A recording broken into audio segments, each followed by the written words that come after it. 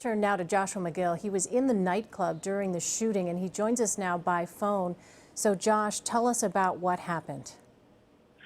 So it was actually last call for alcohol at the club. So my roommates and I were pretty much at the corner bar in the main dance floor area, getting our last drink, closing our tabs, etc. And we heard initially 3 shots. Now I didn't see a shooter. I didn't see anything. I just heard 3 loud bangs. So we didn't know if it was like something going on with like the sound of the club or whatnot. But so we were kind of dumbfounded, and then we saw people kind of like ducking. So then someone was like, get on the ground, and so we get on the ground, and then kind of like there's an exit door right next to where we were at in the bar area for the back patio bar area, which is also the smoking area. So we kind of like creep out, and then we kind of once we're outside in the back patio area, we regather and we're like, what's going on? Is someone like playing a joke or like set off a firework or something? Because it didn't sound like a gunshot at first, but then we hear more while we're outside, and we saw the staff running, other people were running. The back patio is fenced in with like at least a 8-foot fence. So we actually jumped over it, and the roommates and I, proceeded to run throughout the parking lot. And then as we're running, I heard more shots, so I jumped and ducked under a car because I didn't know the shooter was outside, and I didn't want to be caught in a crossfire. So then I proceeded to crawl underneath an SUV and just kind of chillax and wait it out. And then after what seemed like forever, the shots that I heard again seemed a little further away. So I figured, it was okay to kind of just run toward the perimeter that was set up across the block where the sheriffs were, and be in a protected area. And before doing so, I kind of heard someone mumbling, and it turned out to be, I think he was a pulse worker. I'm not totally sure. I did see his name on the flyer. His name was Rodney. I don't have a last name. But he was kind of panting. I saw blood on him, and I kind of snuck him over to me behind the vehicle that I was hiding behind. And he was like, I think I got shot. I at first only saw 2 shot wounds, 1 in each arm. So I was like, okay. So I took my shirt off, and I told him everything's going to be okay. I was like, let me tie your wounds so I can stop the bleeding and apply pressure. I asked him to take off his shirt so I can tie it around his other arm. And then he said his back was hurting. He's like, I think I got shot on my back. And I noticed he did, so I applied pressure with my hands. And then we proceeded to dodge and weave throughout the parking lot, across the street where the perimeter was set up, and came in contact with an officer. He asked a standby person for their shirt so we can apply pressure to his wound on his back. And then I remember Rodney was like, where's the ambulance? Call 911. I'm like, their phones are busy. And the officer said, we're going to take you by police car. And then he told me, he's like, Josh, you just hold pressure on his back and his arms. When we get you in the car, make sure he's laying on top of you so that applies the pressure more. We proceeded to rush to the ER, which was not too far from the club. And while we're in the car, the police officers were telling me to keep him conscious by asking him questions and applying pressure. And so I just, I did what they asked. I asked questions like, what's your name? How old are you? Where are you from? As far as I got, he's 27 from Jacksonville, Florida. His name's Rodney. And I asked if he had any family that lived in the area. He said just his younger brother.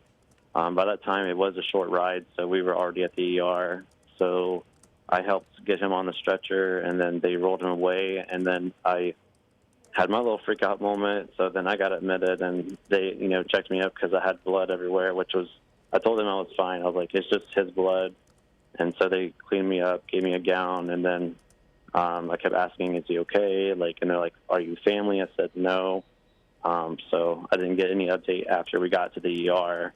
And that was about it. And then I had, to do the police investigation, verbal and written statements. And then I was recently discharged and was able to have my roommates come pick me up, which they got away safely too, and then they were at home waiting for me because I told them they knew what I had done, so I told them I was at the hospital, and we were on lockdown for hours and hours.